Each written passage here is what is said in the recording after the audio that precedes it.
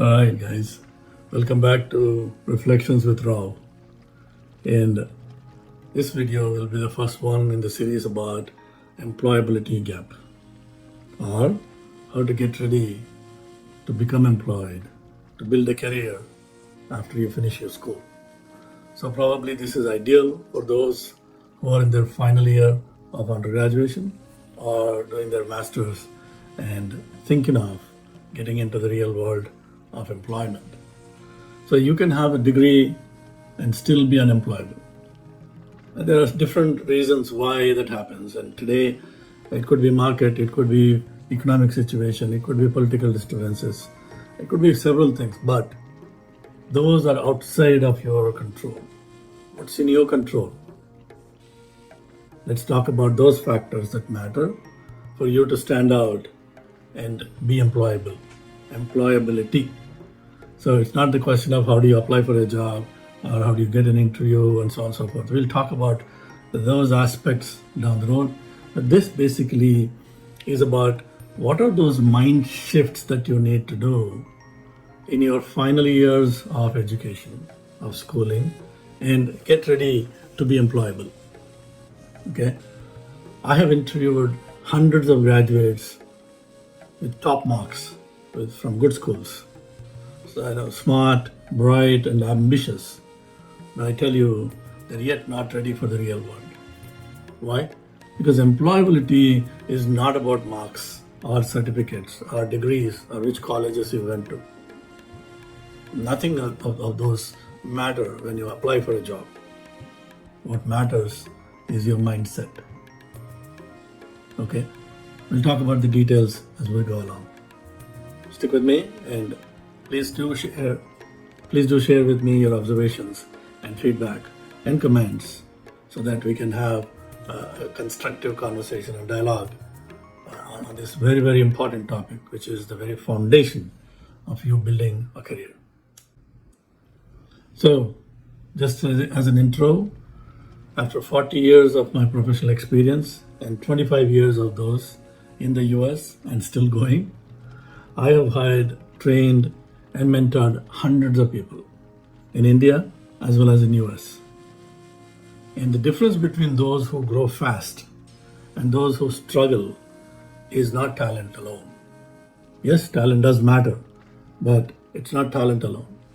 It's your preparedness, it's your readiness on several fronts, which is emotional, professional, and behavioral readiness. And I'm here to help you learn each of those and be better so that you stand out and demonstrate that you are ready on day one. Okay? Most colleges teach you what to think,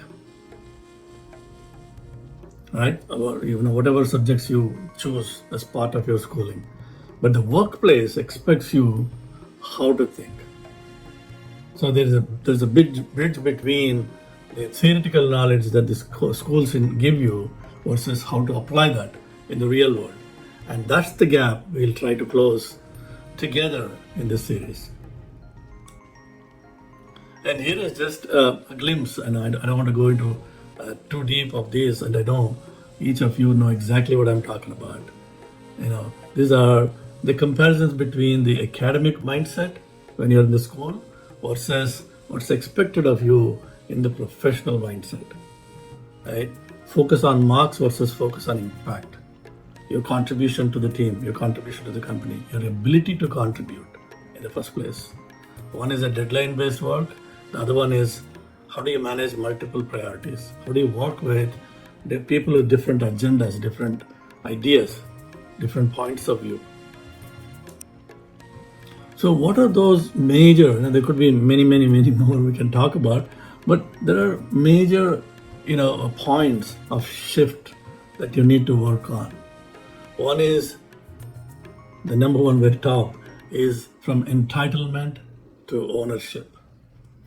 No one owes you a job. You earn it.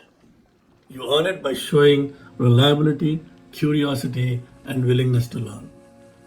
And I'll go into much more detail about each of these on how you are evaluated during your interview process and how you can contribute into that evaluation and influence the process, thereby you get selected. The next one is from theory that you learn in school to practice. In fact, employers hire you on how you apply what you know, not just what you know.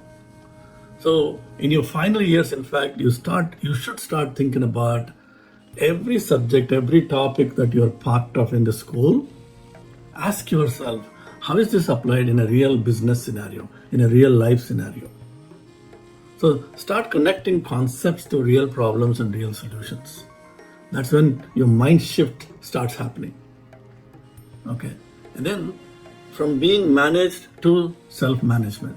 Because in the school, you have a professor, you have guidelines, you have marks, and you are driven off of those deadlines and you are being managed.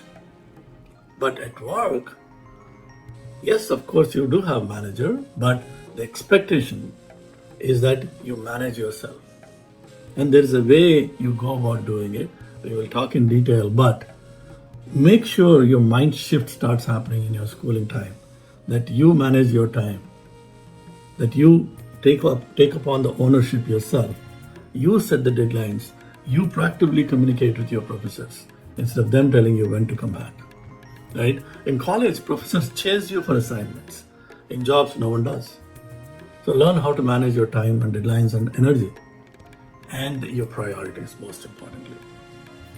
Okay. The next shift that you should start getting into is this peer comfort to professional respect.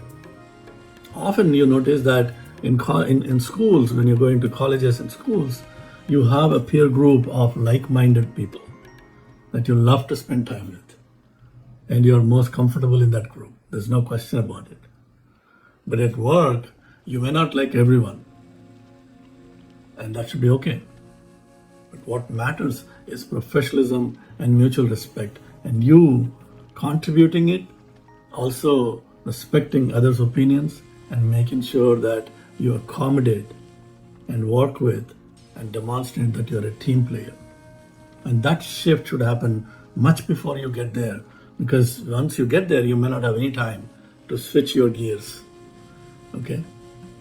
And the last one that I wanted to cover today is the shift from short-term marks-oriented conversation to long-term growth. Because careers are built over multiple years. And you build on top of the foundation that you lay initially. You don't forget about the marks you got in the first marking period, the second marking period, the third marking period. No, it's a cumulative journey. So grades last a semester, but reputation lasts a lifetime. In fact, beyond your jobs, because these days social media and the networking and the referrals go much beyond your employment life. At one place, it goes across your career. So be known for being a dependable, for being a matured, a balanced guy that gives thought to all aspects of a problem and not just a smart fellow that can do a job given to him. So if you are in the final year of college or getting close to the final year, start preparing your mind today. Because when the opportunity comes, your mindset will determine when you seize it or miss it.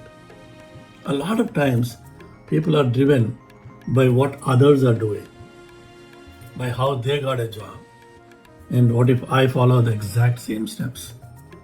That may not necessarily work for you. But these universal formula about how to prepare for a job are applicable no matter where you are in this world, no matter what the market conditions are. Okay? This video is just the beginning. In the next episode, of course, we'll talk about what employers really look for beyond your resume. Resume just gets you a place in the interview room. And that's where its importance ends. But it's you and your habits and your traits that you show, the skills that you demonstrate, is how you make a difference. And if you find this video valuable, please subscribe, comment, and share it with your friends so we build a community and start helping each other. Thank you. See you in the next one.